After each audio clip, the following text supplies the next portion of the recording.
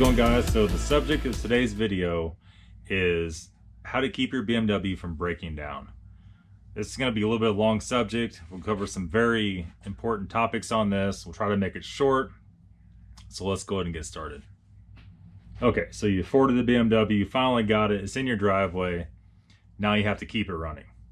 So that's going to be a little more difficult to do than what you think, more than likely. So I have a little list here for you guys. We'll go down through this list. First thing, and this is kind of the same list that I use when I go to buy something, right? When I go to buy another car, go test drive a BMW. Very first thing, well, one of the first things, is listen for clunky noises in the front end. So ball joints, control arms, sway bar links, etc., etc., etc. And if you have already purchased a car, that's the first defense against having a front end issue or a ball joint failure or something coming apart on the highway, or something could be loose that you don't want loose. You need to check that out. Also, while you're in there, check your tie rods, etc. When you're driving, when it's idling, if you ever see ABS or check engine light come on, read the codes as soon as possible. Not to say the car is going to break down, but that's going to keep you from having to spend more money down the road. It may be an easy problem you can fix now, and later on down the road it might be a lot more expensive problem if you just would have checked it in the first place.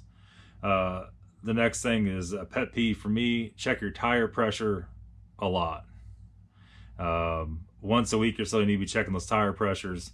If you don't, you're doing yourself a disservice. That'll keep you safe on the highway. And also check your tires themselves, or check on the inside, the back. Are they wearing on the insides? Are there cords hanging out? Or you have a flat tire or a blowout, etc., etc. Same goes with the oil and coolant. Check your oil and coolant on a regular basis.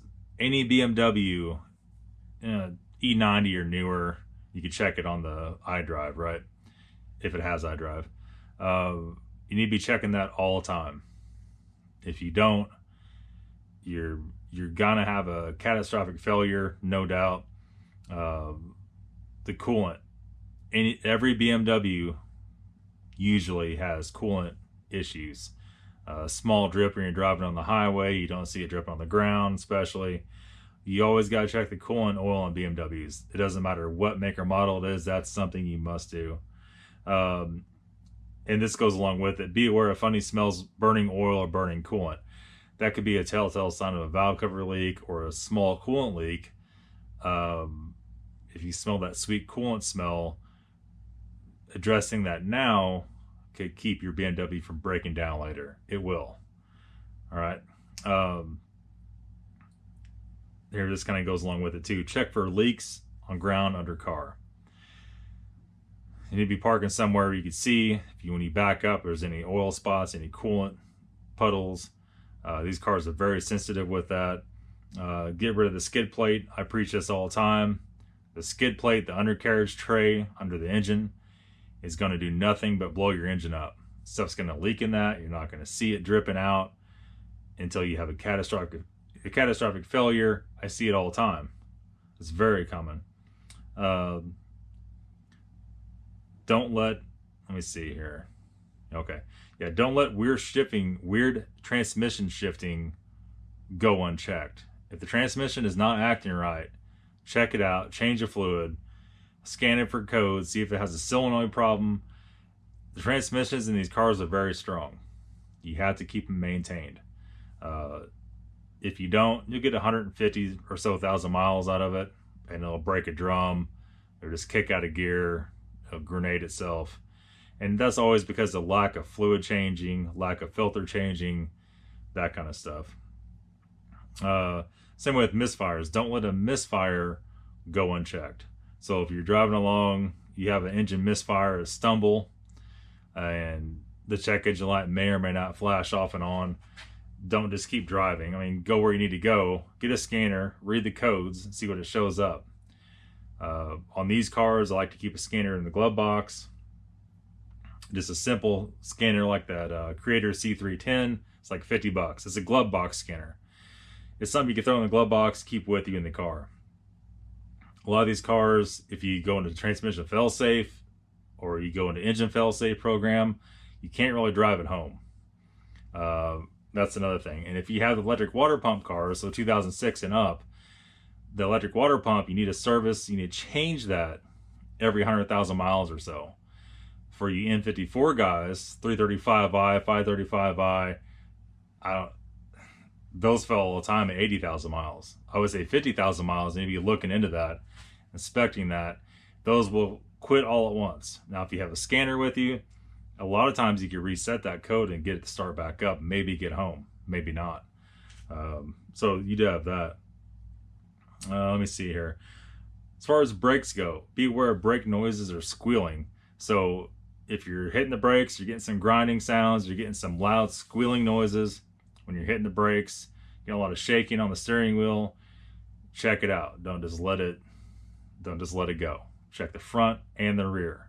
The rear lasts twice as long as the front. If you buy a used car, you don't know what's happened to it, check all that stuff out. Be aware of the state of your brakes. You know, check, you buy a car, you need to know how much brake pad you have left to go before you need replacing. Look at the front disc. Are they really grooved up? Are they really trashy looking? Do they have a big lip on the edge of them? Or are they past their life? Last one is change the oil. A lot of you guys have a lot of issues with not changing the oil in these cars. Change every 5,000 miles, 6,000 miles. Don't let it go 10, 20,000 miles and don't change it. That's going to kill, especially N52 engines. There's a lot of tiny filters, a lot of tiny little holes that oil has to travel through. And if you don't change the oil, that gets sludged up, gets stopped up, it gets trash in it. You know, there you go. And I kind of covered this a little bit. Change the transmission fluid. Every 40, 50,000 miles, change that fluid and filter. I have tons of videos up that shows you how to do it. Do the filter and the fluid. It's not that expensive anymore. I think it's about, what, 60, 80 bucks for everything. If you have the ZF 68 HP19 or newer, it's a little more expensive. I think the filter was 100 bucks. The fluid was, I don't remember, 60 or something like that. 60 bucks, I think, for fluid. No, 40 bucks for fluid. My bad. If you use the Valvoline. And that's pretty much it, guys. Just kind of run through the list here. A lot of guys email me daily. They're gonna go buy a BMW. They already did buy a BMW. And finding a good deal on one is only the start of it. There's so much more that comes after that. You're gonna have to contend with. And if you're not mechanic minded, BMW is not the car for you. It'll absolutely run you broke and leave you with no money, no hopes and dreams, and that's it. So that all being said, hope you guys liked today's video. If you did, give me a thumbs up, leave a comment, tell me what you think. That's gonna be it for today's video, guys. We'll see you again very soon. All right, before we end the video here, guys, I want to show you the updates. So we got all this stuff up. Now we have to put boxes below for insulation wise on this side, but most importantly, have the ridge beam, the post up, and we got to do a little finalizing here. But you can see the ridge beam will drop in here, and here we have the 48-foot, 14-inch wide, 1 7/8 ridge beam. Goes all the way down. And then we got all this stuff done. We'll have two 36 by 36 inch windows up here, and of course the two 48s down below.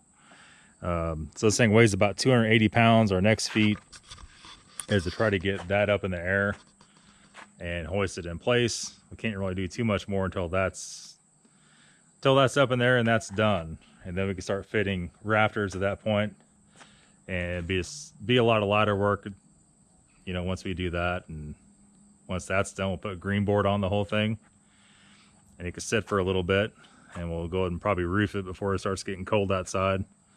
Not sure we're gonna do on the roof on it yet, but that's pretty much the shop update.